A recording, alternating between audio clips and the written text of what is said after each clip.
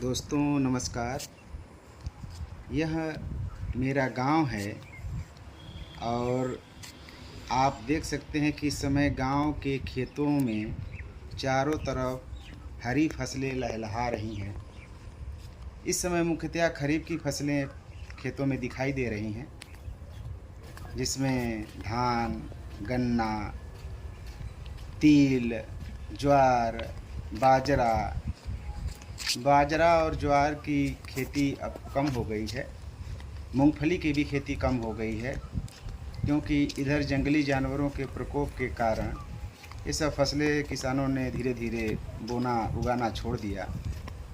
आपको मुख्यतः ये जो फसलें दिखाई दे रही हैं वो धान की फसलें हैं, कहीं कहीं गन्ने की फसल दिखाई देगी, तिल की फसलें दिखाई देंगी, कहीं ढैंचा की भी फसलें दिखाई देती हैं।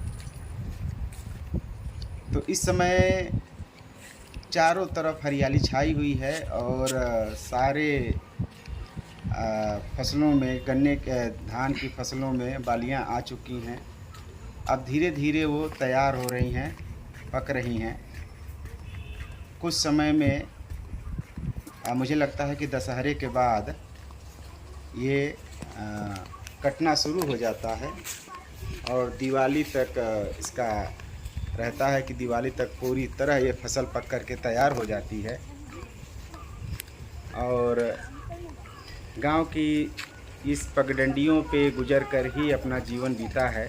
इसी गांव में मेरा बचपन पला है और जो गांव से ताल्लुक़ रखते होंगे वे इस चीज़ को भली भांति समझते होंगे कि गांव की सड़कें कैसी होती हैं।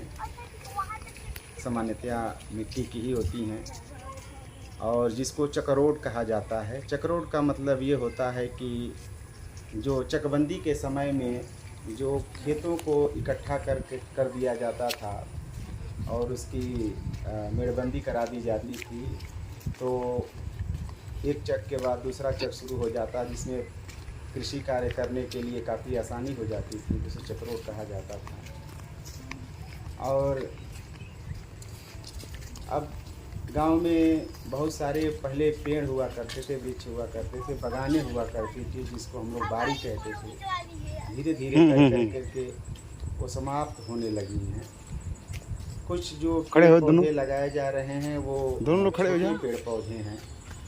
भारी भारी पेड़ जो है अब धीरे धीरे अपने प्रकृति से समाप्त होते जा रहे हैं। गांव का जीवन बहुत आसान नहीं है। कहा जाता है कि यह सादा जीवन, सरल जीवन पर आधारित होता है।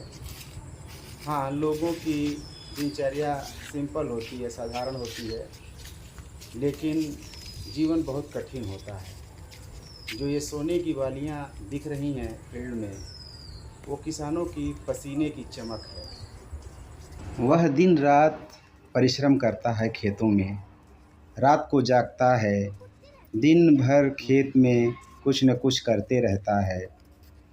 बहुत तेज़ धूप जब सह नहीं पाता तो वापस अपने घर में आ जाता है और फिर शाम होते ही थोड़ी सी तीजहर के पहर ही वो खेतों की तरफ फिर चल पड़ता है। तो ये ग्रामीण जीवन देखने में तो बहुत ही सुंदर और मनोरम दिखता है, लेकिन यह बहुत ही परिश्रम से भरा हुआ है। इसमें बहुत श्रम लगता है। किसान सामान्यतया इस समय जो फसलें लगती हैं वो धान, बाजरा, मक्का, गन्ना, अरहर, तिल, ज्वार, सनई, जूट, उड़द, सोयाबीन, लोबिया,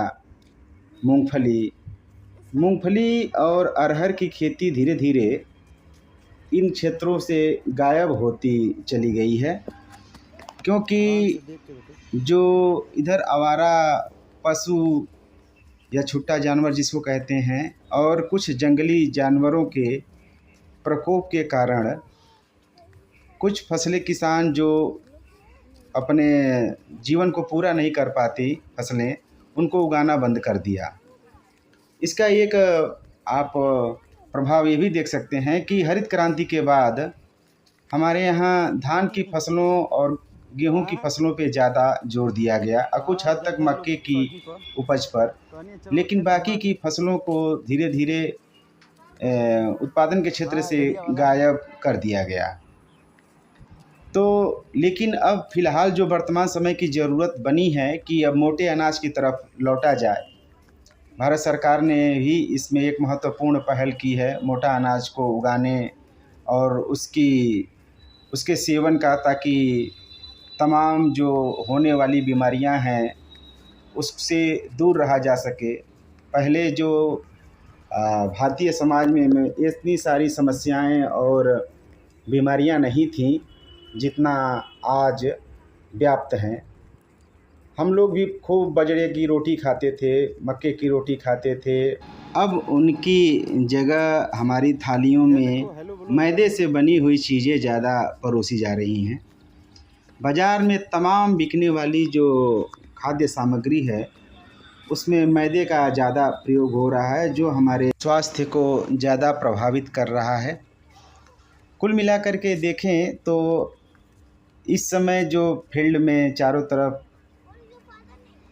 हरी लहलहाती फसलें दिख रही हैं, किसानों के लिए ये बहुत ही सुखद समय होता है जब वो अपनी फसलों को अपने खेत में खड़ा देखता है और वो तमाम सपने देखता है, बुनता है, सहेजता है, संवारता है और इसी जद्दोजहद में कि एक दिन इन फसलों से कुछ आमद प्राप्त होगी, कुछ आय प्राप्त होगी, तो अपने तमाम बुने हुए सपनों को साकार कर सकेगा। बच्चों को देख करके, पगडंडियों पे चलते बच्चों को देख करके अपना बचपन याद आता है कि हम लोग भी इसी प्रकार दौड़ते भागते रहते थे। खेलना खेतों में ही अक्सर होता था ज़्यादा, क्योंकि अक्सर घर के सभी पुरुष खेत में ही महिलाएं काम करती थी। अपना जीवन ऐसे ही बच्चे पेड़ पे चढ़े हुए हैं, इसी प्रकार अपना जीवन शरारतों से भरा था। जीवन ऐसे ही बीता है, बचपन और ग्रामीण जीवन यही